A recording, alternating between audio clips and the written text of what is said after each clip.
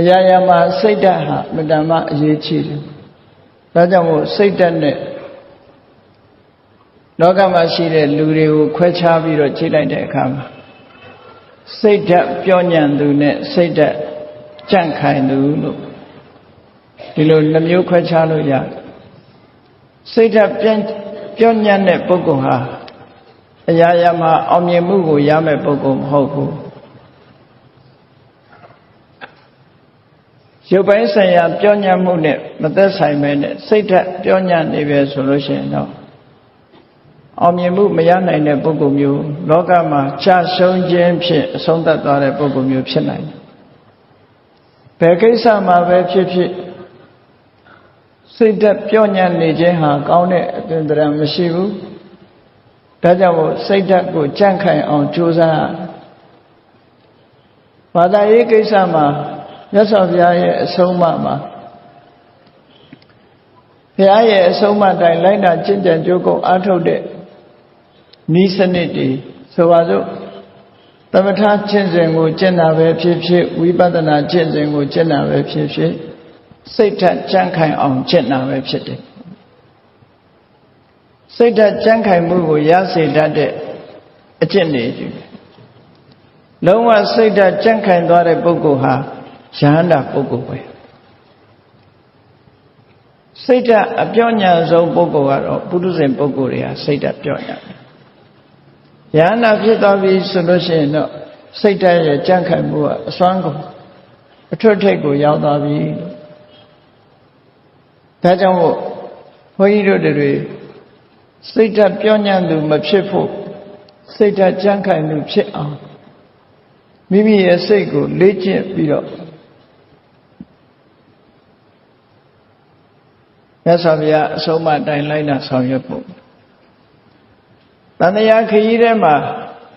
ဘဝခရီးကိုရှောင်လန်းနေကြတဲ့ပုဂ္ဂိုလ်တိုင်းဟာစိတ်ဓာတ်ပြောညံ့တဲ့ပုဂ္ဂိုလ်သည်အောက်တန်းနောက်တန်းရောက်သွားသလိုပဲစိတ်ဓာတ်ကြန့်ခိုင်တဲ့ပုဂ္ဂိုလ်တွေကြတော့အထက်တန်းကိုရောက်လာစီးပွားရေးကိစ္စမှာပဲဖြစ်ဖြစ်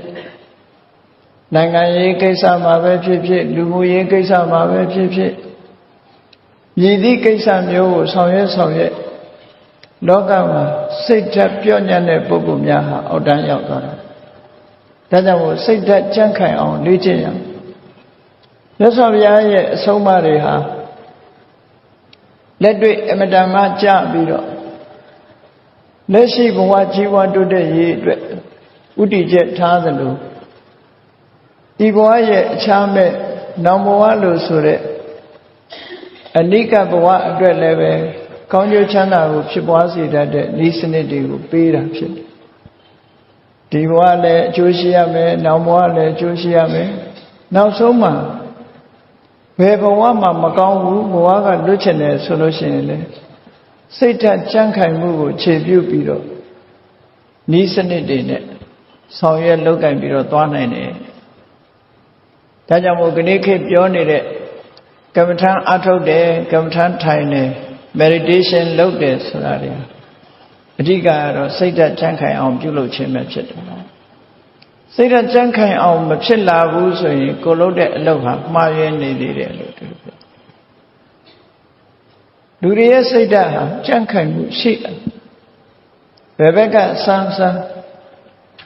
လောကရန်ဆိုတဲ့မုန်တိုင်းတွေနဲ့ကြုံတဲ့အခါမှာလူတွေရဲ့စိတ်ဓာတ်တွေဟာရင်းရိုင်ပြီးတော့သွားရတယ်ယဟနာပုဂ္ဂိုလ်ရဲ့စိတ်ကြတော့အဲ့လိုရင်းရိုင်သွားတာမျိုးလုံးဝမရှိတော့ဘူးသေလောယထာဧကခနောဝါတေနနသမိရတိကြောက်သားပဂတိပြီးတဲ့တောင်ကြီးဟာဘလောက်ကြီးမားတဲ့ပြင်းထန်တဲ့မုန်တိုင်းကြီးပဲတိုက်လှုပ်ရှားသွားတယ်လို့ရွေ့သွားတယ်လို့မရှိနိုင်ထို့တူပဲယဟနာပုဂ္ဂိုလ်ရဲ့စိတ်ဟာ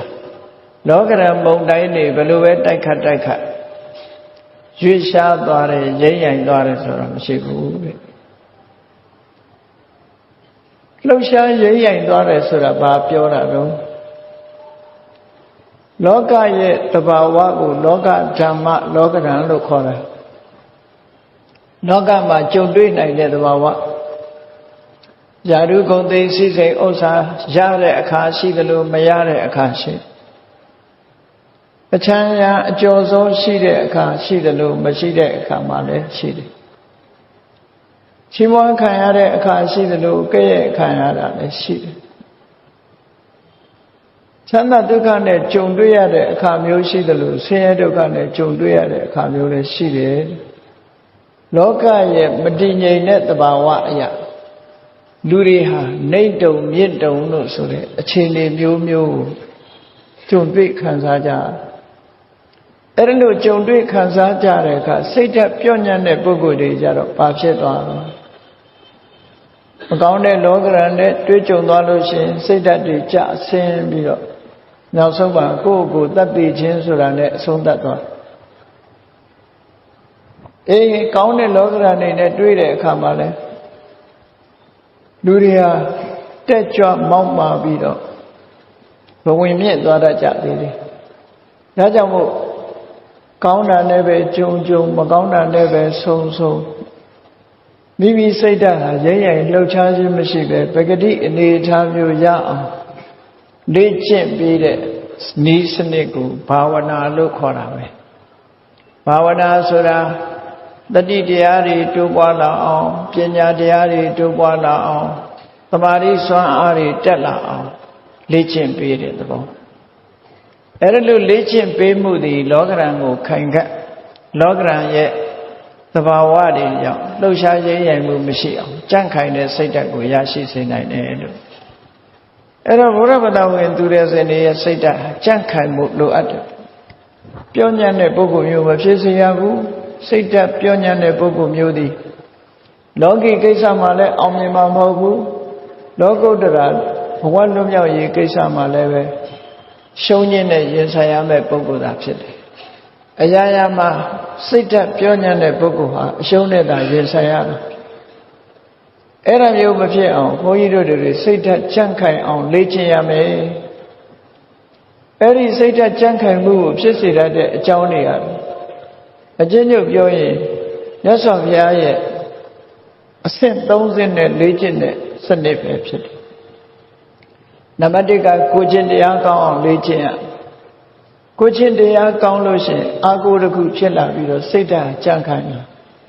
ကိုယ်ချင်းတရားပြက်ပြားသွားတဲ့ပုဂ္ဂိုလ်ဟာစိတ်ဓာတ်ကိုပြော့ညံ့သွားစေတယ်ကိုယ်ချင်းတရားပြက်ပြားမှုသည်စိတ်ဓာတ်ကိုအားပြော့သေးသိမ်သွားစေတယ်ငါမဟုတ်တာလှုပ်ထားတာပဲဆိုပြီးတော့လူရဲ့စိတ်ထဲမှာသူများတွေကကိုယ်အကြောင်းမသိတော့လည်းပဲကိုယ်အကြောင်းသိနေတော့အရေးမဲကြီးတို့ကိုယ်ချင်းချောက်နေတယ်လို့ဖြစ်ပြီး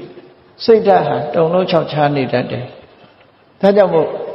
မြတ်စွာဘုရားကိုချင်းသီလနဲ့ပြည့်စုံအောင်ကြိုးစားအထောက်အမယ်။ကိုချင်းသီလရှိတဲ့ပုဂ္ဂိုလ်ဟာစိတ်ဓာတ်ကြံ့ခိုင်မှုကိုရနိုင်တယ်။ဘလောက်ပဲအဆိုးနဲ့ကြုံငါမှအာကိုးစရာသီလရှိတယ်။ငါကိုချင်းတရားတွေကောင်းတယ်။မဟုတ်တာမပြောဘူးမမှန်တာမလုပ်ဘူးလို့ဆိုတဲ့အာကိုးလောက်တဲ့ကိုချင်းသီလရှိထားတဲ့ပုဂ္ဂိုလ်ရဲ့စိတ်ဓာတ်ကြံ့ခိုင်တယ်ပေါ့ဘယ်လိုပဲအခက်ခဲတွေနဲ့ကြုံဒီပုဂ္ဂိုလ်မျိုးရဲ့စိတ်ဓာတ်ရိမ့်ရိုင်သွားတာမျိုးမရှိနိုင်ဘူးတဲ့ဒါကြောင့်မို့သီလဆိုတာနဲ့ကိုယ့်ရဲ့စိတ်ဓာတ်ကြံ့ခိုင်အောင်လေ့ကျင့်ပေးဖို့လိုအပ်တယ်ပေါ့နောက်တစ်ခုသမာဓိဆိုတာနဲ့လည်းစိတ်ဓာတ်ကြံ့ခိုင်အောင်လေ့ကျင့်ပေးရဖြစ်တယ်သမာဓိဆိုတာအာယုတစ်ခုရဲ့ပုံမှာစိတ်ကိုထားနိုင်တဲ့စွမ်းရည်တတ္တိဟိုတွေးဒီတွေစိတ်တွေခြောက်ခြားပြီးတော့စိတ်တွေပြန့်လွင့်နေတဲ့အနေအထားတစ်ခုဒီမိမိရဲ့စိတ်ဓာတ်ကိုပြောင်းညံ့သွားစေနိုင်တယ်အာယုတစ်ခုရဲ့ပုံမှာစူးစိုက်ထားနိုင်တဲ့စိတ်ဓာတ်အရာရာကိုဆုံးဖြတ်နိုင်ပြီးတော့ကြန့်ခိုင်ပြီးတော့အင်အားကောင်းတဲ့စိတ်ဓာတ်ပဲစွတ်စွတ်စီးစီးရှိလို့ရှိရင်ဘယ်အရာပဲဖြစ်ဖြစ်အင်အားရှိတယ်လို့ပြောတာပေါ့နော် Unity is strength လို့ပြောကြတာလေ Unity ဖြစ်နေလို့ရှိရင်အားရှိတယ်လို့ဆိုတာ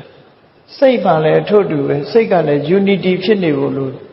သမာဓိဆိုတာ Unity ဖြစ်နေတဲ့သဘော Unity မဖြစ်ဘဲနဲ့ Diversity ဖြစ်နေပဲဆိုရင်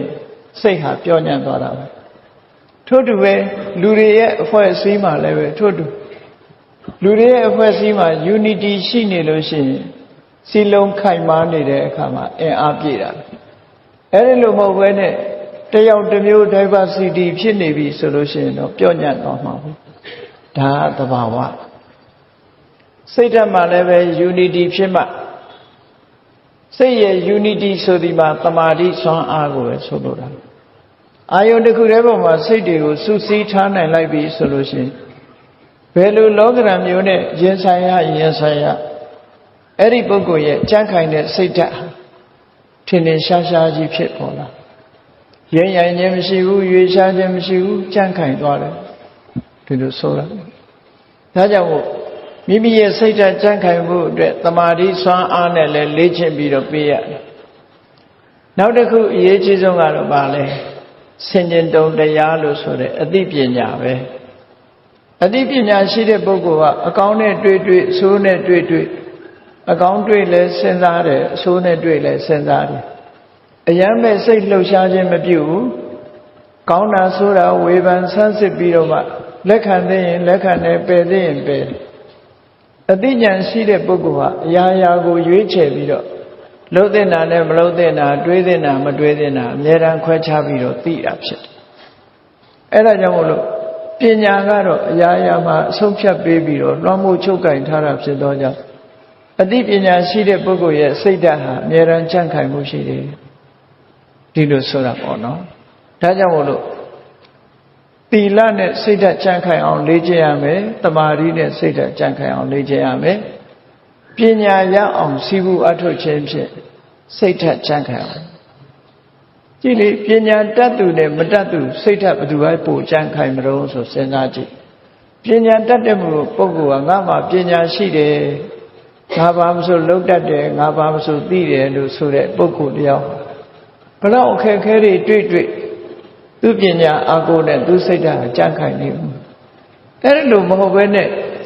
ပညာမရှိဘူးအရာရာမှမသိဘူးဆိုတဲ့ပုဂ္ဂိုလ်ဟာပြော့ညံ့ပြီးတော့ကိုယ့်ကိုသိငယ်တဲ့စိတ်ဓာတ်တွေမွေးပြီးတော့စိတ်ဓာတ်ဟာပြော့ညံ့တာဖြစ်သွားတော့ကြောင့်အောင်မြင်မှုကိုမရနိုင်ဘူးတဲ့ဒါကြောင့်စိတ်ဓာတ်ပြော့ညံ့သူမဖြစ်အောင်ဘုန်းကြီးတို့တွေကြိုးစားပြီးတော့စိတ်ဓာတ်ကြံ့ခိုင်သူဖြစ်အောင်လေ့ကျင့်အဲ့တော့မြတ်စွာဘုရားရဲ့အဆုံးအမဆိုတာသူများကိုယုံကြည်အားကိုးရတဲ့အဆုံးအမမျိုးမဟုတ်ဘူးဘာသာတရားတွေလောကမှာနှိုင်းယှဉ်ပြီးတော့ကြည့်လိုက်တစ်စိတစ်စောင်းနဲ့လောကမှာရှိသမျှဘာသာတရားတွေကိုနော်လေ့လာအကဲခတ်ပြီးကြည့်မယ်ဆိုလို့ရှိရင်အများစုကဘာလို့ဆိုရင်နတ်ကိုးကွယ်တဲ့ဘာသာတွေကြီးပဲနတ်ဆိုဒီမှာမြေပြင်ကနတ်နဲ့ကောင်းကင်ကနတ်ဒါပဲกว่าနော်နတ်ကိုးကွယ်တဲ့ဆိုကြတဲ့ကတစ်ဖက်သားကိုအားကိုးတဲ့ဘာသာတရားတွေကြီးပဲဘယ်ဘာသာချိGod ဆိုတာကိုအလေးပြုထားတဲ့ဘာသာတွေကြီး God Center Teaching လို့ဘုရားသခင်ဆိုတာကိုဗဟုပြုပြီးတော့ဆုံးမဩဝါဒပေးတာဘုရားဘာသာမှာအဲ့ဒါလို့မရှိဘူးဘုရားဘာသာမှာအပြင်ဘက်ကိုအားကိုးပြီးယုံကြည်တဲ့အနေအထားမျိုးမဟုတ်ဘူးဘုရားဘာသာကကိုယ်စိတ်ကိုကောင်းအောင်ကိုယ့်ကိုကောင်းအောင်ပြုပြင်ရတဲ့ဘာသာတရားဖြစ်တယ်ကိုယ်အားကိုရတဲ့ဘာသာဖြစ်ဒါကြောင့်မို့အတ္တဟိအတ္တနောနာထောဆိုတဲ့စကားဟာအမြဲတမ်းအဓိပ္ပာယ်ရှိလောကမှာအားကိုးစရာဆိုတာကိုယ့်ကိုပဲအားကိုးရကိုယ့်ကိုအားကိုးတယ်ဆိုတာဘာလဲကိုယ်စိတ်ဓာတ်ကိုပြော့ညံ့ပြီးတော့မသွားအောင်သီလနဲ့ပံ့ပိုးမယ်သမာဓိနဲ့ပံ့ပိုးမယ်ပညာနဲ့ပံ့ပိုးမယ်ကိုယ်ချင်းတရားကောင်းတယ်စိတ်ဓာတ်တည်ငြိမ်မှုရှိတယ်အသိပညာတွေထက်မြက်တယ်ဆိုလို့ရှိရင်အဲ့ဒီပုဂ္ဂိုလ်ဟာမြင်မြတော့လောကရန်တွေနဲ့ကြုံအဆိုးလောကရန်နဲ့မြင်မြပဲကြုံအကောင်းလောကရန်နဲ့မြင်မြပဲကြုံလောကသဘာဝကြီးကိုလစ်လျူရှုပြီးတော့လှုပ်တဲ့လှုပ်ထိုက်တာကိုလှုပ်သွားလို့သူ့ရဲ့စိတ်ဓာတ်ဟာရင်းရိုင်လှုပ်ရှားပြီးတော့နှိမ့်ကျသွားခြင်းဘယ်တော့မှမရှိဘူးတဲ့ဒါကြောင့်မြတ်စွာဘုရားရဲ့အဆုံးအမဘုရားဘာသာဝင်သူတော်စင်အနေနဲ့ဒါအမြဲတမ်းလက်တွေ့ကြတဲ့အဆုံးအမတစ်ခုဖြစ်တယ်အလွန်ပဲကျေနပ်စရာကောင်းတယ်ဘုရားဘာသာဝင်ဖြစ်ရခြင်းဟာအလွန်ကျေနပ်စရာကောင်း ဘယ်သူကမှအားကိုးရတာမျိုးမဟုတ်ဘဲနဲ့မိမိတို့ကိုယ်တိုင်ကောင်းမွန်အောင်လေ့ကျင့်ပြီးတော့ကိုအားကိုလုပ်ရတယ်ဆိုတာစိတ်သိပ်ကျေနပ်စရာကောင်းတာပေါ့အရာရာမှာသူများကိုမော်ကြည့်ပြီးသူများရဲ့အဆုံးအဖြတ်ခံနေရတယ်ဟာဘလောက်ဒုက္ခရောက်တယ်လဲဆိုတာစဉ်းစားကြည့်လေကိုမဆုံးဖြတ်နိုင်ဘူးလို့ဆိုကြတဲ့ကသူများမျက်နှာကြည့်နေရတဲ့အနေအထားမျိုးမြတ်စွာဘုရားကသုတ္တတစ်ခုမှဟောတယ်တပ္ပံပရဝတံဒုက္ခံသူများအလိုလိုက်နေရတဲ့ဒုက္ခမတမကြီးမားတယ်လို့ဆိုတာပဲအေးဒါကြောင့်မို့ကိုအားကိုပြီးကိုစိတ်ဓာတ်ကိုရင့်တန်လာအောင်ကျင့်ကြံကြိုးကုပ်အားထုတ်တဲ့ဤစနစ်တွေကိုမြတ်စွာဘုရားဟောတာဖြစ်သောကြောင့်ဘုန်းကြီးတို့တွေဟာဒီစနစ်အတိုင်းသီလကောင်းအောင်ကြိုးစားရမယ်သမာဓိတွေရင့်ကျက်လာအောင်ကြိုးစားရမယ်ပညာတွေထက်မြက်လာအောင်ကြိုးစားပေးရမယ်အဲ့ဒါလို့ကြိုးစားပေးမှလောကကြီးထဲမှာအောင်မြင်မှုဆိုတဲ့တရဖူကိုဆောင်းနိုင်ကြမှာဖြစ်တယ်ပေါ့ဒီဘဝမှာအောင်မြင်မှုရတယ်လို့နောက်ဘဝတွေမှာလည်းပဲအောင်မြင်မှုကိုရနိုင်တယ်လို့ဒီလိုဆိုတာဒါဖြင့်စိတ်ဓာတ်ပြောညံ့သူနဲ့စိတ်ဓာတ်ကြန့်ခိုင်သူတွေရဲ့အတွေးဟာဘယ်လိုများခြားနားနေလို့လဲများစွာမှခြားနားတယ်စိတ်ဓာတ်ပြောညံ့တဲ့ပုဂ္ဂိုလ်တွေနဲ့ပတ်သက်ပြီးလောကီရေးရာပဲဖြစ်ဖြစ်လောကုတ္တရာရေးရာပဲဖြစ်ဖြစ်လူမှုရေးကိစ္စပဲဖြစ်ဖြစ်စီးပွားရေးကိစ္စပဲဖြစ်ဖြစ်နိုင်ငံရေးကိစ္စပဲဖြစ်ဖြစ်ဘာကိစ္စပဲလုပ်လို့စိတ်ဓာတ်ပြောညံ့တဲ့ပုဂ္ဂိုလ်ရဲ့အတွေ့အတစ်မျိုးစိတ်ဓာတ်ကြမ်းခိုင်တဲ့ပုဂ္ဂိုလ်ရဲ့အတွေ့အတစ်မျိုးတဲ့မတူညီကြဘူးပေါ့အဲ့တော့စိတ်ဓာတ်ကိုပြောညံ့စေတတ်တဲ့အတွေးမျိုးတွေစိတ်ဓာတ်ကိုပြောညံ့စေတတ်တဲ့အမြင်မျိုးတွေကိုဘုန်းကြီးတို့တွေကြိုးစားပြီးတော့ဖယ်ရှားရမှာစိတ်ဓာတ်ကိုကြန့်ခိုင်စေတတ်တဲ့အတွေးမျိုးတွေအမြင်မျိုးတွေကိုကိုယ်တဏ္ဍာမှာကိုတိဆောက်ပေးရမှာဖြစ်တယ်ဘယ်ရာပဲဖြစ်ဖြစ်လေ့ကျင့်ပေးလို့ရှိရင်ရတယ်တရားနာရတယ်ဆိုတာဒါတွေသိအောင်နာပြီးရင်နာယုံတဲ့ကိစ္စပြီးလားဆိုမပြီးဘူးကိုယ်တိုင်လက်တွေ့လိုက်နာကျင့်သုံးဖို့လိုအပ်သေးတယ်ကျမ်းမာတန်ဆွမ်းနေလို့ရှိရင်ဘာလို့อ่ะ exercise လုပ်อ่ะ physical exercise လုပ်ကြဘာဖြစ်လို့လုပ်လဲကျမ်းမာတန်ဆွမ်းခြင်းလို့လုပ်ကြအေးကျမ်းမာတန်ဆွမ်းခြင်းလို့လုပ်လို့ရှိရင်ကျမ်းမာတန်ဆွမ်းစေတဲ့ဤစနစ်တွေဟုတ်လားလက်ဆက်တဲ့လေကိုရှုမယ်ကိုယ်နဲ့တင့်တော်တဲ့အစာအာဟာရကိုစားမယ်မှန်မှန်လမ်းလျှောက်မယ်ဆိုတာမျိုးတွေပေါ့ကျမ်းမာရေးအတွက်အထောက်အကူဖြစ်တာလေဒီလိုလိုက်စားခြင်းဖြင့်လူတယောက်ဟာဒီကိုယ်ကာယကျမ်းမာမှုကိုရရှိနိုင်တယ်ဆိုတာအလုံးလက်ခံထားတာပဲ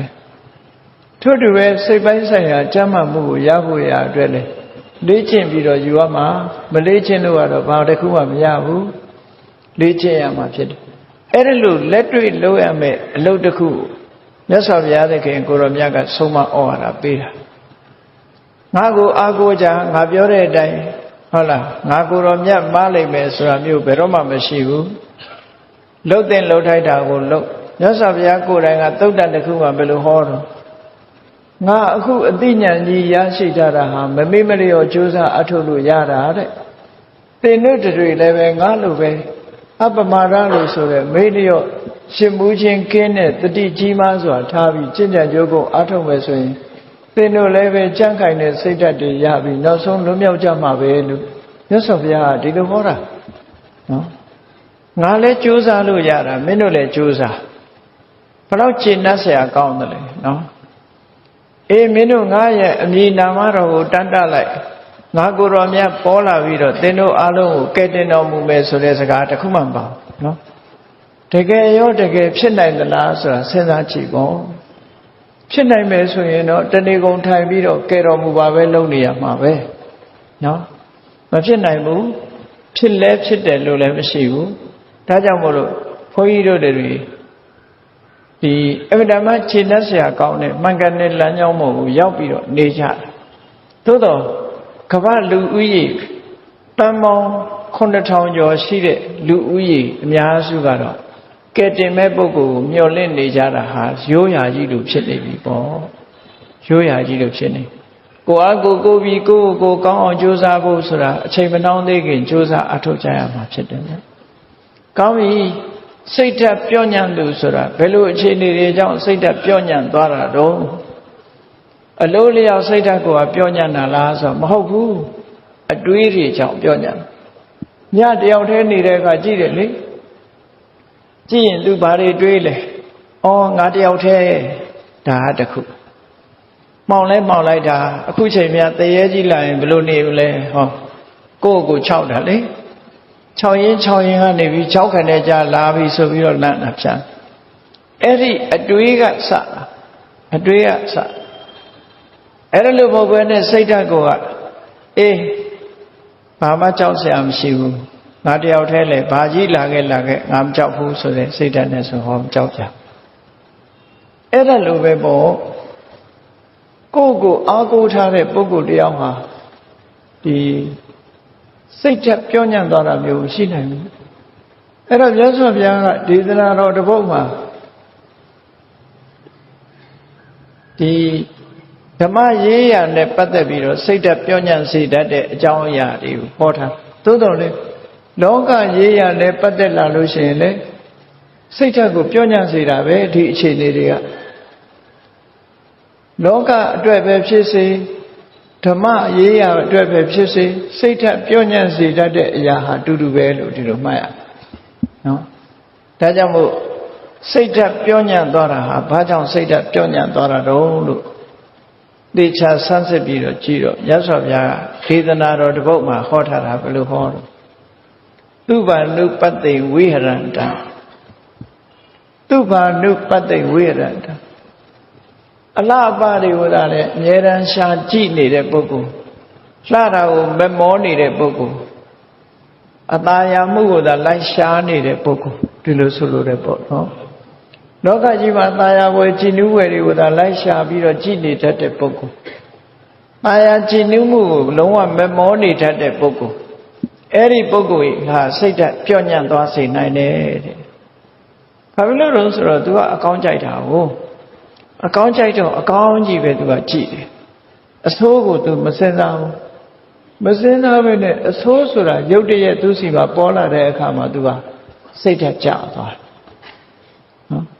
အမှန်ကိုတွေးထားတာမဟုတ်ဘူး तू ကအကောင်းဘက်ကကြီးပဲကြည့်ထားဒါကြောင့်မို့သူဘာနုပတ္တိဆိုတာလှပတာတွေတင့်တယ်တာတွေဒါတွေကိုဘယ်အမြဲတမ်းစိတ်ထဲကနှလုံးသွင်းပြီးတော့ရှာကြမ်းနေတဲ့ပုဂ္ဂိုလ်ရဲ့စိတ်ဓာတ်ဒီအကောင်းကြိုက်အလှကြိုက်တဲ့ပုဂ္ဂိုလ်ရဲ့စိတ်ဓာတ်ပြော့ညံ့သွားတဲ့စိတ်ဓာတ်မျိုးဖြစ်တယ်ပြော့ညံ့စေတတ်တယ်ပေါ့ရဲရင်နဲ့စွမ်းရည်တတ္တိမျိုးကိုမရစေနိုင်မဲနဲ့ပြော့ညံ့တဲ့စိတ်ဓာတ်မျိုးဖြစ်ပေါ်စေတတ်တယ်ဒါကြောင့်မို့လူလောကဒီကြီးပွားတိုးတက်အောင်လုပ်တဲ့အခါပဲဖြစ်စေဓမ္မရေးရာနဲ့ပတ်သက်ပြီးတော့ကျင့်သုံးတဲ့အခါပဲဖြစ်စေပြော့ညံ့စေတတ်တဲ့အမြင်မျိုးတွေအတွေးမျိုးတွေမထားရဘူးတဲ့ဒါဖြင့်စိတ်ဓာတ်ကြံ့ခိုင်မဲ့ပုဂ္ဂိုလ်ကတော့ဘလို့တွေးတော့ဆိုအတုဘာနုပတ္တိဝိဟရန္တံအမှန်မြင်တယ်သူကစားရပါတယ်ဆိုတာအလုံးဟာပြောကြတယ်မို့လားလို့အင်္ဂလိပ်လိုအသုံးရှိတယ်လေအလှဆိုတာဒီ beauty is skin deep ဆိုတဲ့စကားရှိတယ်လေအပေါ်ယံလေးပဲလှတယ်မလှဘူးဆိုတာအပေါ်ယံလေးပဲအရေးပြားလေးပေါ်မှာပဲဆုံးသက်နေတယ်လို့ဆိုတာပြောကြတယ်အဲ့ဒါဟာအမှန်မြင်တာပဲ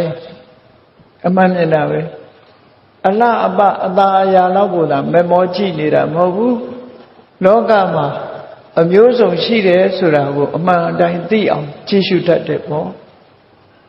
လှတာကိုလှတယ်လို့ကြည့်တတ်တယ်မလှတာကိုမလှဘူးလို့ကြည့်တတ်တယ်အလှနဲ့မလှခွဲခြားပြီးတော့ကြည့်တတ်တဲ့ပုဂ္ဂိုလ်ဟာအမှန်မြင်တဲ့ပုဂ္ဂိုလ်ဖြစ်တယ်အမှန်မြင်တဲ့ပုဂ္ဂိုလ်ဖြစ်သည့်အတွက်ကြောင့်သူကတော့စိတ်ဓာတ်ကိုကြံ့ခိုင်ရင့်တန်စေတတ်တဲ့အတွေ့လို့ဒီလိုပြောတာနော်အကောင်းကြိုက်လွန်အားကြီးလို့ရှိရင်စိတ်ဓာတ်ရင်းရိုင်သွားတတ်တယ်အကောင်းကြီးလည်းမကြိုက်ရဘူးအကောင်းလည်းရှိတယ်အဆိုးလည်းရှိတယ်ဆိုတာကိုသိဖို့လိုအပ်တယ်ပေါ့ တရားဓမ္မကျင့်ကြံကြိုးကုပ်အားထုတ်တဲ့ပုဂ္ဂိုလ်ဆိုရင်ပို့လို့အန္တရာယ်များတယ်ပေါ့နှစ်သက်စရာအာယုန်တစ်ခုတည်းပေါ်မှာမေ့မူဖြစ်ပြီးတော့နေပြီဆိုရင်သူ့စိတ်ထဲမှာဘာတွေဝင်လာတော့ဆိုရင်လောဘဆိုတဲ့အတွေးတွေဝင်လာတယ်တွေ့တာမှုတွေဝင်လာတယ်တွေ့တာမှုတွေဝင်လာတော့ထိုတွေ့တာမှုကြောင့်ရရှိလာမဲ့ခံစားမှုဒုက္ခဆိုတာတွေကိုမျောလင့်လာတယ်မျောလင့်လာသည့်အတွက်ကြောင့်ကြိုးကြိုးဆာဆာလုံးမရတဲ့အလုပ်မျိုးကို तू ကမလုပ်တော့တက်တာနေပြီးတော့စိန်ခံနေတဲ့စိတ်ဓာတ်မျိုးတွေပေါ်လာသည့်အတွက်ကြောင့်သူ့စိတ်ဓာတ်ပျော့ညံ့သွားတယ်လို့ဒီလိုပြောတာနော်ပျော့ညံ့သွားတယ်လောကမှာကြည့်ဖို့စီးပွားလုပ်တဲ့ပုဂ္ဂိုလ်ကလည်းပဲဒီလိုစိတ်ဓာတ်ပျော့ညံ့နေလို့ရှိရင်စီးပွားရေးအောင်မြင်မှာမဟုတ်ဘူးလူမှုရေးလုပ်လို့နေရာမှာလည်းပဲစိတ်ဓာတ်ပျော့ညံ့တဲ့ပုဂ္ဂိုလ်ဟာအောင်မြင်မှာမဟုတ်ဘူးဘယ်အရေးကိစ္စပဲဖြစ်ဖြစ်စိတ်ဓာတ်ပျော့ညံ့နေလို့ရှိရင်အောင်မြင်မှာမဟုတ်ဘူးတဲ့အမှန်သိပြီးကိုယ်စိတ်ဓာတ်ကိုကြန့်ခိုင်အောင်ကြိုးစားအထောက်ဖို့လိုတယ်ပေါ့ဒါကြောင့်မို့ဒီနှစ်ခုကိုနှိုင်းရှင်ပြီးတော့ကြည့်အလှပကိုအမြဲတမ်းအလှပကိုသာရှာကြည့်လို့တဲ့ပုဂ္ဂိုလ်အလှပတဲ့သာလက်မျောနေတဲ့ပုဂ္ဂိုလ်မေ့မျောနေတဲ့ပုဂ္ဂိုလ်ဟာစိတ်ဓာတ်ပျော့ညံ့သွားတဲ့ပုဂ္ဂိုလ်ဖြစ်တတ်တယ်အမှန်ကိုသိပြီးလောကကြီးမှာအလှပဆိုတာရှိတယ်မလှမပတာတွေလည်းရှိတယ်တင့်တယ်တာရှိတယ်လို့မတင့်တာတွေလည်းရှိတယ်အမှန်တိုင်းသိအောင်ကြိုးစားအထောက်တဲ့ပုဂ္ဂိုလ်ကြတော့စိတ်ဓာတ်ဟာပျော့ညံ့ပြီးတော့မသွားဘူးကြန့်ခိုင်တဲ့အနေအထားမျိုးရရှိတယ်ဟောပညာနဲ့အမှန်သိတာမသိတာဒီလိုကွာသွားတယ်ပေါ့နော်ဟောနောက်တစ်ခုပြောမယ်ဆိုရင်စိတ်ဓာတ်ပျော့ညံ့သွားတဲ့ပုဂ္ဂိုလ်ဟာအိန္ဒြိယေသူအတံဝုတ္တံမျက်စိတို့နားတို့နှာခေါင်းတို့လျှာတို့ကာယတို့မနတို့ဆိုတဲ့လူတွေရဲ့ဒီပြင်မနဲ့ဆက်သွယ်တဲ့ sense organ တွေ6မျိုးရှိတယ် sense organ တွေ6မျိုးရှိတယ်မျက်စိနဲ့ပြင်ဘက်ကအဆင်းအာယုန်တွေဆက်သွယ်တယ်နားနဲ့အသံတွေဆက်သွယ်တယ်နှာခေါင်းနဲ့အနံ့ကိုဆက်သွယ်တယ်လျှာနဲ့အရသာကိုဆက်သွယ်တယ်ခန္ဓာကိုယ်နဲ့အထီးတွေးကိုဆက်သွယ်စိတ်နဲ့ကြံတွေးသိတဲ့အာယုန်တွေကိုဆက်သွယ်လာတယ်ဟောပြင်မနဲ့ဆက်သွယ်တဲ့ organ တွေနဲ့ပတ်သက်လာပြီးတော့လုံးဝလွတ်ထားတဲ့ပုဂ္ဂိုလ်မျိုးလုံးဝလွတ်ထားတဲ့ပုဂ္ဂိုလ်မျိုးလက်ခံတဲ့ဟာကိုလက်ခံလို့မလက်ခံတဲ့ဟာကိုလက်မခံမဲညှင်းပယ်လို့အဲ့ဒီလိုမလုပ်ဘဲနဲ့အာယုံမှန်သမျှကိုလက်ခံသိမ့်ပိုက်တတ်တဲ့ပုဂ္ဂိုလ်မျိုးမျက်စိအမြင်ကနေပြီးတော့ဖြစ်ပေါ်လာမဲ့ကောင်းတဲ့အာယုံကိုမြင်လို့လောဘဖြစ်တာမထိန်ချုပ်ဘူးမကောင်းတဲ့အာယုံမြင်လို့ဒေါသဖြစ်ရင်လည်းမထိန်ချုပ်ဘူးနားကအတန်ကြားလို့ကောင်းတဲ့အတန်ကြားရင်လည်းလောဘဖြစ်တာကိုမထိန်ချုပ်ဘူးမကောင်းတဲ့အတန်ကြားလို့ဒေါသဖြစ်တာကိုလည်းမထိန်ချုပ်ဘူးကြည့်လေတစုံတစ်ယောက်ကကိုယ့်အပြစ်ကိုလာပြောလိုက်တယ်တယောက်ကလာပြောတယ်ဘယ်လိုပြောနေတယ်အတန်ကြားလိုက်တာနဲ့ဒေါသမထိန်ချုပ်ဘူးဆိုပြဿနာတက်မှာပေါ့ဒီလိုဆိုတာပေါ့နော်ဘယ်အရာပဲဖြစ်ဖြစ်မျက်စိကမြင်တဲ့အရာပေါ်မှာလောဘဖြစ်တာကိုထိန်ချုပ်ဖို့လိုတယ်မျက်စိကမြင်တဲ့အရာပေါ်မှာဒေါသဖြစ်တာကိုလည်းထိန်ချုပ်ဖို့လိုတယ်ဒါတွေကိုမထိန်ချုပ်နိုင်ဘူးဆိုရင်စိတ်ဓာတ်ကပျော့ကျသွားမှာပဲကိုယ့်ကိုစဉ်းစားကြည့်နော်မျက်စိကလှတာပါတာမြင်တဲ့အခါမှာသဘောကျတဲ့စိတ်တွေပေါ်သလားမျက်စိကကိုမမြင်ကျင်တဲ့အရာမြင်တဲ့အခါမှာဒေါသဖြစ်တာတွေဖြစ်သလားဟောလောဘဖြစ်ပြီးဒေါသဖြစ်ပြီးဆိုရင်အိန္ဒြေကိုမထိန်ချုပ်တာလို့ဒီလိုဆိုလို့တယ်ပေါ့အိန္ဒြေကိုထိန်ချုပ်အောင်အိန္ဒြေကိုထိန်ချုပ်တယ်မထိန်ချုပ်ဘူးဆိုတာမကြည့်ပဲနေတာပြောတာမဟုတ်ဘူးနားမထောင်ပဲနေတာပြောတာမဟုတ်ဘူးမျက်စိဆိုတာကြည့်စရာရှိရင်မြင်မှာပဲလေမြင်စရာရှိမြင်မှာပဲနားကလည်းကြားစရာရှိကြားမှာပဲအနှုတ်ဘုဆိုလို့ရှိရင်မမြင်ရလို့မမြင်မဲနေရင်မျက်စိကန်းတဲ့လူတွေဒီကိစ္စတွေအောင်မြင်နေမှာပေါ့နားကန်းနေတဲ့လူမကြားရင်ဒေါသငြိမ့်နေမှာပေါ့ဒီလိုဆိုလိုတာမဟုတ်ဘူးဒါကြောင့်မို့မျက်စိကမြင်လာတဲ့အာယုံပေါ်မှာလောဘဖြစ်ရင်ထိန်ချုပ်ရမယ်ဒေါသမဖြစ်အောင်ထိန်ချုပ်ရမယ်နားကကြားတဲ့အတန်ပေါ်မှာလောဘဒေါသမဖြစ်အောင်ထိန်ချုပ်ရမယ်နှာခေါင်းကနမ်းရှုလိုက်တဲ့အနံ့ပေါ်မှာလောဘဒေါသမဖြစ်အောင်ထိန်ချုပ်ရမယ် လျာကအရသာခံလာတဲ့အပေါ်မှာလောဘဒေါသမဖြစ်အောင်ထိန်းချုပ်အောင်ထိန်းချုပ်တယ်ဆိုတာဘာပြောလဲပြောရမယ်ဆိုလို့ရှိရင်ဝက်သားမတည့်ဘူးပေါ့ဝက်သားမတည့်တဲ့ပုဂ္ဂိုလ်သွေးလို့ရှိတယ်ဝက်သားမတည့်ဘူးဆိုတာရှားကနေပြီးတော့ဝက်သားအရသာတွေးလိုက်တယ်မထိန်းချုပ်နိုင်ဘူးအဝါစားပြစ်လိုက်တယ်သွေးတွေတက်ရောအချိုကြိုက်တယ်စီးကြိုရှိတယ်စီးကြိုရှိတယ်အချိုကြိုက်တော့လဲစီးကြိုရှိတဲ့အခါရှားကနေပြီးတော့အချိုတွေးတဲ့အခါမှာမထိန်ချုပ်ဖဲနဲ့စားလိုက်မယ်ဆိုရင်တခါစီးကြိုတက်ပြန်ပြဿနာတက်တယ်ဆိုအဲ့ဒါပြောတာနော်ထိန်ချုပ်ကလျာကိုလည်းလျာကနေပြီးတော့ကိုကြိုက်တဲ့အရာသာဖြစ်လာရင်လောဘမဖြစ်အောင်ထိန်ချုပ်မကြိုက်တဲ့အရာသာဆိုလဲဒေါသမဖြစ်အောင်ထိန်ချုပ်အောင်ဒီထိန်ချုပ်မှုတွေကလောက်ကိုလောက်အဲ့ဒါကိုပြောတာအိန္ဒြိယေသူအတ္တဝုတံနဲ့မထိန်ချုပ်ဘူးဆိုရင်အဲ့ဒီပုဂ္ဂိုလ်ဟာပြဿနာတက်မှာသိချာအိန္ဒြိယေဆိုတာ sense organ 6မျိုးကိုပြောတာဒီနေရာနော်မျက်စိနဲ့ပတ်သက်ပြီးထိန်ချုပ်မှုမရှိဘူးနားနဲ့ပတ်သက်ပြီးထိန်ချုပ်မှုမရှိဘူးနှာခေါင်းနဲ့ပတ်သက်လို့ထိန်ချုပ်မှုမရှိဘူးလျှာနဲ့ပတ်သက်ပြီးထိန်ချုပ်မှုမရှိဘူးကိုယ်ကာယနဲ့ပတ်သက်ပြီးထိန်ချုပ်မှုမရှိဘူးစိတ်အကြံတွေးတွေနဲ့ပတ်သက်ပြီးတော့လည်းထိန်ချုပ်မှုမရှိဘူးဆိုလို့ရှိရင်အဲ့ဒီပုဂ္ဂိုလ်ဟာပြဿနာဖိတ်ခေါ်နေတဲ့ပုဂ္ဂိုလ်ဖြစ်လို့ပြဿနာတွေနဲ့လုံးလက်ခပြီးစိတ်ဓာတ်ပြော့ညံ့စေတတ်ပြော့ညံ့သွားတဲ့အနေအထားမျိုးရောက်သွားတဲ့ပုဂ္ဂိုလ်မျိုးပဲဖြစ်တယ်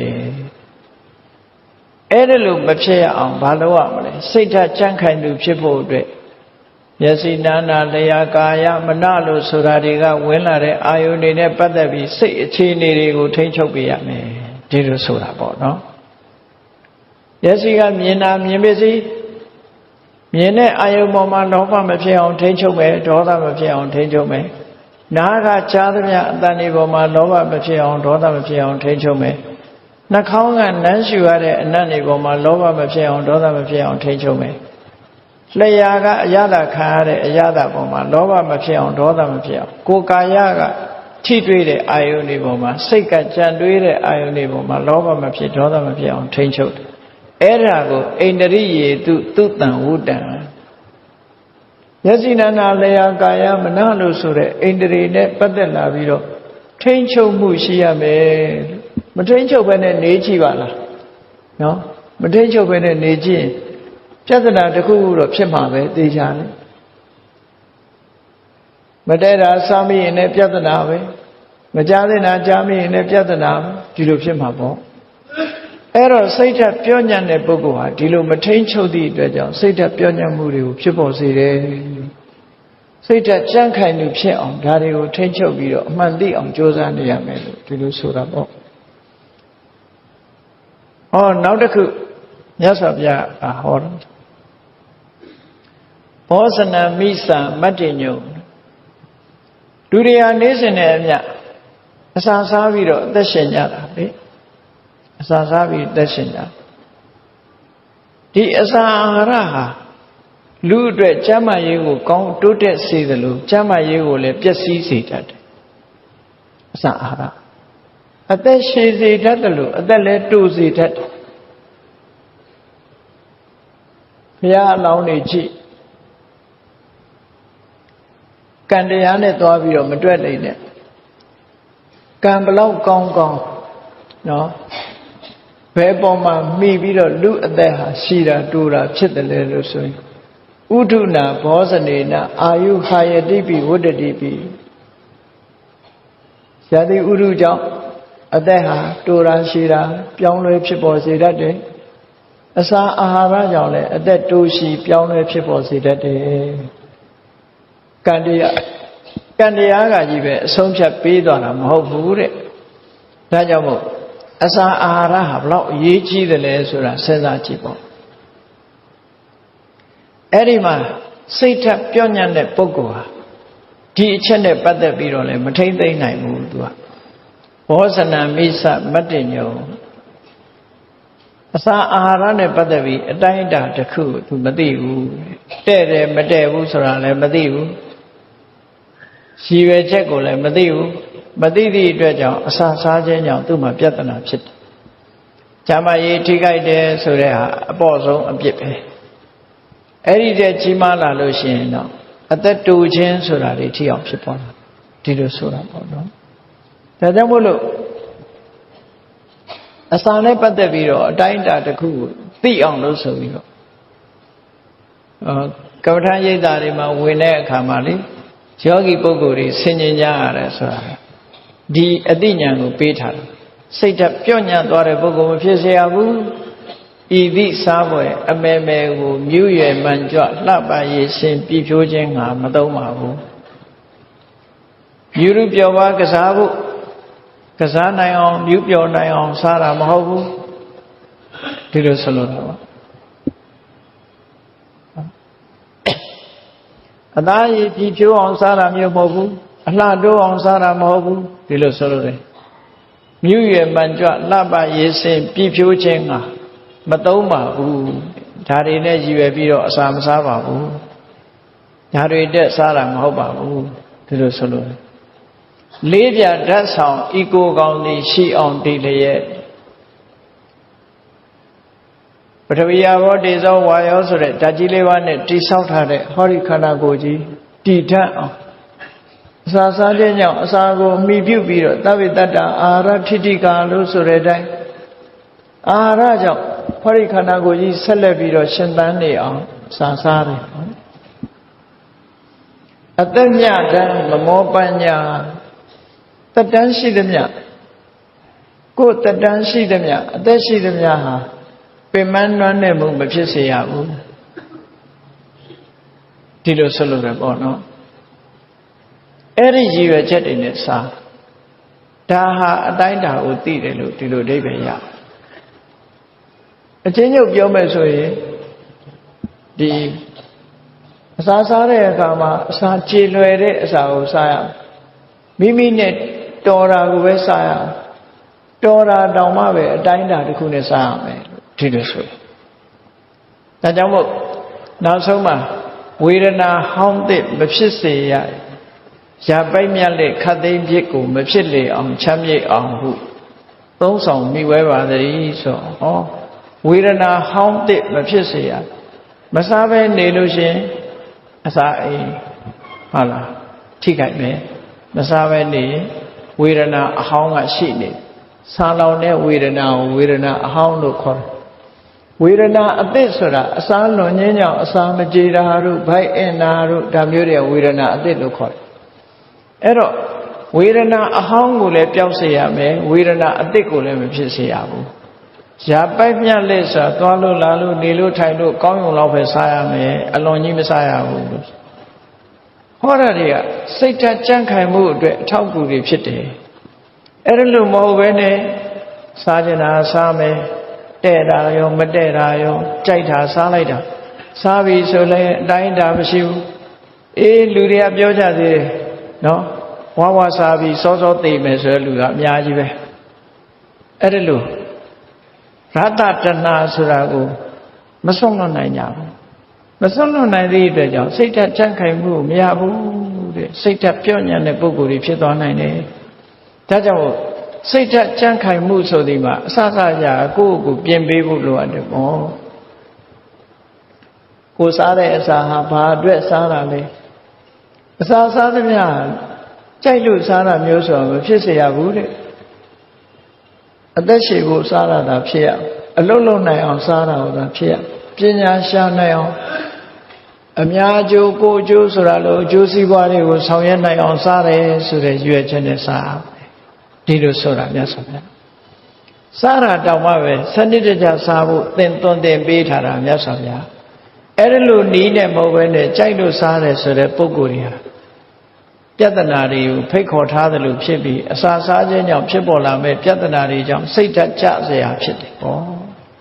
နောက်ဆုံးမှာစိတ်ဓာတ်ပြော့ညံ့သူဖြစ်ပြီးတော့ဘဝမှာရှုံးသွားနိုင်တယ်ပေါ့ဒါကြောင့်မို့လို့ဘဝမှာအရှုံးကြီးမဖြစ်ရလေအောင်ကြံ့ခိုင်တဲ့စိတ်ဓာတ်မျိုးတွေဖြစ်ပေါ်စေဖို့အတွက်စားတဲ့အစာအစပြီးတော့ကိုယ့်ကိုဆင်ញင်သုံးသပ်တတ်ဖို့ကိုယ်စိတ်ကိုထိန်းချုပ်နိုင်ဖို့ဒီလိုကြိုးစားအထောက်ကြရမယ် ဒါမှစိတ်ဓာတ်ချန့်ခိုင်တဲ့ပုဂ္ဂိုလ်ဖြစ်မယ်။ဒီဒေသနာတော်မှာဒီလိုဟောတာနော်။အဲ့တော့မြတ်စွာဘုရားတရားတော်တွေကဆေးလိုပဲလက်တွေ့ကျင့်သုံးရမယ်လက်တွေ့လိုက်တာဆေးဆိုတာမတော့ဘဲနဲ့ပလင်းနဲ့ထဲထားရင်ယောဂပြောက်မှာမဟုတ်ဘူးလေ။မြတ်စွာဘုရားတရားတော်တွေလည်းနာယုံနာမှတ်ယုံမှတ်ထားပြီးတော့လိုက်နာကျင့်သုံးမှုမပြုဘူးဆိုရင်ဘာအကျိုးမှထွက်လာမှာမဟုတ်ဘူး။ဘယ်ရာပဲဖြစ်ဖြစ်အသုံးချမှအကျိုးဆိုတာဖြစ်ပေါ်လာတယ်ပေါ့။စိတ်ဓာတ်ပြော့ညံ့သူနဲ့စိတ်ဓာတ်ချမ်းခိုင်သူရဲ့အရေးချင်းတွေဖြစ်ပေါ်လာနိုင်တဲ့အခြေအနေတွေကိုမြတ်စွာဘုရားရှင်းပြနောက်တစ်ခုကဘာလို့ဆိုရင်စိတ်ဓာတ်ပြော့ညံ့မှုဖြစ်ပေါ်စေတဲ့အကြောင်းတစ်ခုကဘာလို့ဆိုရင်ကုတိတာအပြင်းထူခြင်းပဲအပြင်းထူတယ်နော်အိပ်မိရင်လည်းမထတော့ထိုင်မိရင်လည်းမထတော့အပြင်းထူဆိုတာဟာဘယ်နေရာတက်တက်တာတာနေရပါမလဲဆိုတာအပြင်းထူတက်တက်ကြွကြွလုံးဝမဲ့ကိစ္စတွေကိုမလုပ်ဘူးထိုင်မိရင်မထတော့ဘူးအိပ်မိရင်လည်းမထတော့ဘူးဆိုတဲ့အပြင်းထူတဲ့ပုဂ္ဂိုလ်မျိုးအတွေးနဲ့တည်းမဲ့အချိန်ဖြုံးနေတဲ့ပုဂ္ဂိုလ်မျိုးအဲ့ဒါကိုအပြင်းထူသူလို့ဒီလိုပြောတာနော်အပြင်းထူတဲ့ပုဂ္ဂိုလ်ဆိုတဲ့စကားလုံးကိုကုတိတာလို့ခေါ်တယ်ကုတိတာဆိုတာရုပ်ပြည့်ဆင်းပြဲနဲ့မြုပ်သွားတဲ့ပုဂ္ဂိုလ်လို့ဒီလိုအဓိပ္ပာယ်ရတယ်လူလောကလူအတိုင်းဝိုင်းထဲမှာအပြင်းထူတဲ့လူဟာဘယ်တော့မှပေါ်လာမှာမဟုတ်ဘူးမြုပ်သွားမှာပဲနော်သူဟာလူသိထင်ရှားဘဝရောက်လာမှာမဟုတ်ဘူးအောက်တန်းနောက်တန်းရောက်ပြီးတော့နောက်ဆုံးမှာ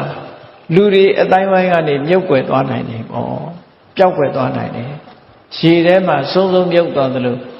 ပြည့်ရတဲ့ပုဂ္ဂိုလ်ကလည်းလူလောကမှာထက်တန်းကိုရောက်လာမှာမဟုတ်ဘူးမြုပ်သွားနိုင်တယ်အဲ့ဒီပြည့်ရမှုဟာလည်းပဲစိတ်ဓာတ်ပြော့ညံ့ခြင်းရဲ့အကြောင်းတစ်ခုပဲကိုယ့်ကိုအားပေးရပြင်းနေတော့မဖြစ်ဘူးဆိုတာမပြင်းအောင်ကိုယ့်ကိုအပြင်းကိုနှိမ်နှင်းပေးရဒီလိုဆိုတာပေါ့နော်ရှေးကဆရာတော်ကြီးတွေကဆုံးမတယ်ပြင်းရင်ဖြင်းလိုက်ပဲဆိုတာနော်ပြင်းရင်ဖြင်းလိုက်ပဲတချို့ကြတော့နောက်ကပြင်းကနေချတာတောင်ပါသေးတယ်နော်ပြင်းတယ်ဖြင်းတယ်ပြင်းကနေဆိုရိုက်ခါအဲ့ဒါလိုတွေဖြစ်တတ်တယ်ဒါကြောင့်မို့လို့အပြင်းရဲ့နောက်မှာအဖြင်းရောက်တတ်တယ်ပေါ့ပြင်းရခြင်းဟာစိတ်ဓာတ်ပြော့ညံ့မှုတွေမကောင်းတဲ့အလားအလာတစ်ခုဖြစ်ပေါ်စေတယ်လို့ဒီလိုဆိုတာပေါ့ဒါကြောင့်မို့အပြင်းထူသူမဖြစ်စေရဘူးတဲ့နောက်ဒါပြင်စိတ်ဓာတ်ကြံ့ခိုင်ဖို့အတွက်ကတော့ဘာတွေလိုအပ်တုံဆိုရင်တတ္ထယုံကြည်သူကိုယ့်ဘဝကိုအားကိုးသူယုံကြည်သူဖြစ်ရမယ်တတ္ထဆိုတာကောင်းတဲ့အလုပ်လုပ်ဖို့တွေစိတ်ဝင်စားတယ်ယုံကြည်တယ်ထက်ထက်မြက်မြက်ရှိတယ်အဲ့ဒီပုဂ္ဂိုလ်မျိုးဖြစ်ဖို့လိုတယ်တတ္ထနော်လုံးတင်လုံးထိုက်တဲ့ကိစ္စတစ်ခုနဲ့ပတ်သက်ပြီးတော့လုပ်ဖို့စိတ်ဝင်စားတယ်အလုပ်ကိုစိတ်ဝင်စားတယ်ကုသိုလ်ရေးနဲ့ပတ်သက်ပြီးစိတ်ဝင်စားတယ်သီလကျင့်စဉ်တွေကျင့်ဖို့စိတ်ဝင်စားတယ်သမာဓိထူထောင်ဖို့စိတ်ဝင်စားတယ်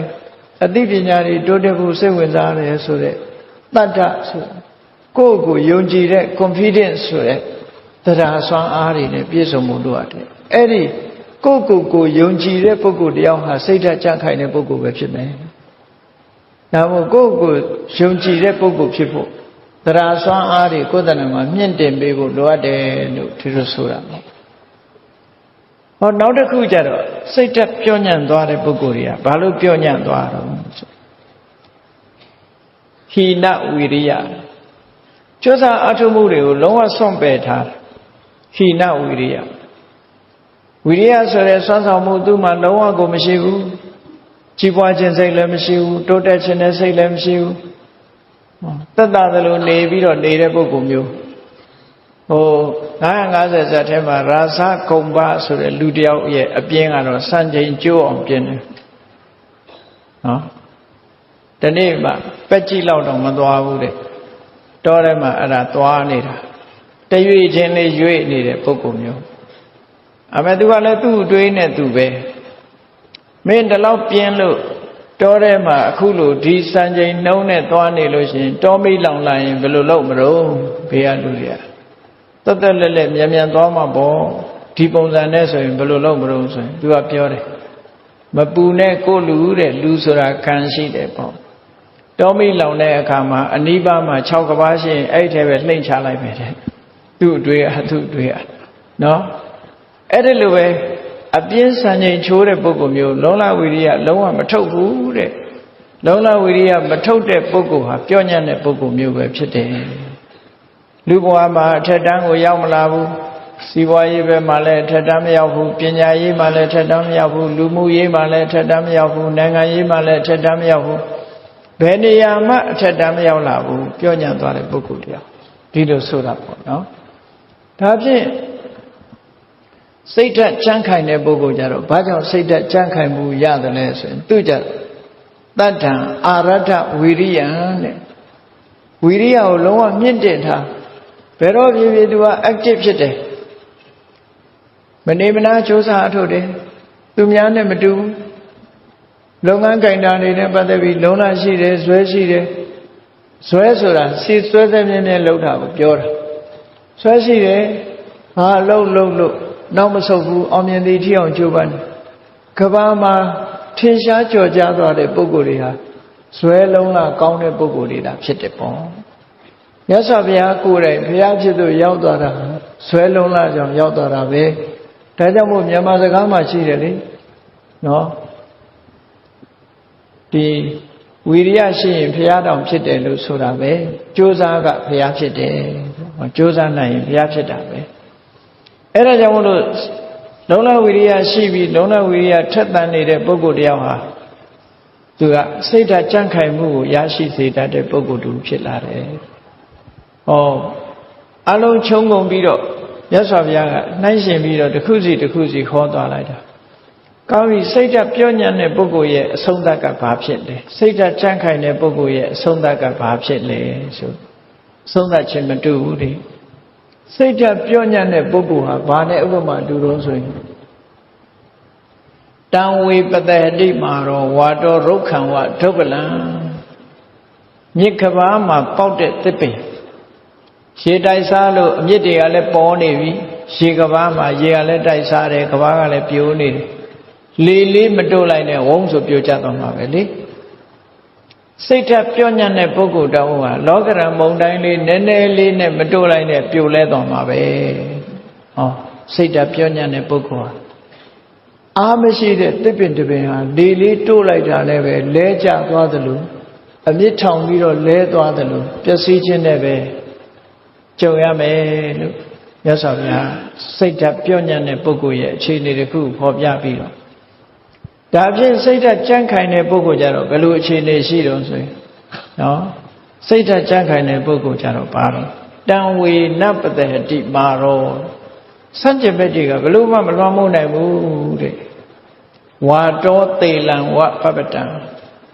တာမန်တိုက်တဲ့လေလေးဟာ၆တောင်ကြီးကိုရွှေရှားဖို့မပြောနဲ့လှုပ်တော့မလှုပ်နိုင်ဘူးလှုပ်အောင်မလှုပ်နိုင်ဘူးအမတန်ပြင်းထန်တဲ့မုန်တိုင်းကြီးတွေဟာလည်းပဲ၆တောင်လေးကိုရွှေရှားဖို့မပြောနဲ့လှုပ်တော့လှုပ်အောင်မလှုပ်နိုင်ဘူး၆တောင်ကြီးကဲ့သို့ကြမ်းခိုင်ပြီးတော့အရာရာမှာအောင်မြင်မှုတရဖူဆောင်းနိုင်တယ်လို့ဟောဒီဒေသနာတော်ဟာဒီလိုဆုံးမလို့ရင်ဖြစ်ပါတယ်ဒါကြောင့်တရားချစ်ခင်သူတော်စင်ပြိဿအပေါင်းတို့စိတ်ဓာတ်ပြောညံ့သူနဲ့စိတ်ဓာတ်ကြံ့ခိုင်သူဆိုတဲ့ပုဂ္ဂိုလ်နှစ်ဦးရဲ့အခြေအနေတွေကိုလေ့လာမှတ်သားပြီးဘုရားမြတ်စွာဟောကြားတော်မူခဲ့တဲ့အတိုင်းစိတ်ဓာတ်ကြံ့ခိုင်သူဖြစ်အောင်တို့တွေကြိုးစားအထောက်ကြရမှာဖြစ်တယ်လို့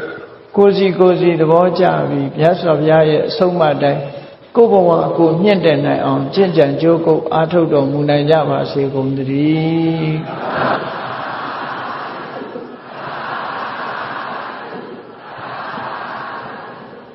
မေတ္တာပို့ရတတ္တဝါများစွာဟေးရန်กว่าချမ်းသာကြပါစေတတ္တဝါများစွာဟေးရန်กว่าချမ်းသာကြပါစေမေတ္တာရေချမ်း သုံးငါဖြံငြိမ်းချမ်းကြပါစေမေတ္တာရေချမ်းသုံးငါဖြံငြိမ်းချမ်းကြပါစေသက်ရှိကျမ်းမာစိတ်ချမ်းသာဒုရဆန္ဒပြည့်ပါစေသက်ရှိကျမ်းမာစိတ်ချမ်းသာဒုရဆန္ဒပြည့်ပါစေဘုံလန္တဒုက္ခပင်ကစားမေတ္တာပုံနေတုသင်္ကမမနောတရတိသဗ္ဗေတံဘဝယန္တုဒုက္ခန္တကမေတ္တာပုံနေတုသင်္ကမစုပေါင်းပုအမေတ္တာတဟုရောက်ယူပါဝင်ဝေလာမင်းနှင့်ရောက်ခြင်းရှေယုံပေါင်းစုံရခြင်းကြောင့်သဗ္ဗေတံကျွဲ့မဲ့ဥသုံးလုံးစုံများစွာတတ္တဝါတို့၏မနောတရတိမြင်မြတ်ဖြူစင်အေးကြည်လင်းသည့်ရေစဉ်ပြည့်တင်းစိတ်နှလုံးတည်းဟူသောရေအိုင်ကြီးအတွင်၌ဒုက္ခပင်ကသာစင်ထာဝရအေမြจิตာတာယာပွင့်လန်းချမ်းသာဒုက္ခတည်းဟူသောကုမုဒ္ဒရာကြာပန်တို့သည်ဖုံးလန္တာဝန္တာရှင်မျိုးဝမုံလူလျက်ကြည်နုပွဲကြုံဖူးပွင့်ကြကုန်သည်ဖြစ်ဖြစ်ဒုက္ခနကလေးအောင်လေးတဲ့ရောရှက်သိမ့်ပြပိတိတိဟုသောယနံတို့သည်ဘဝယံဒုက္ခံစွာမဲ့တွေ့ကြိုင်လိုက်၍နေကြပါစေကုန်တည်း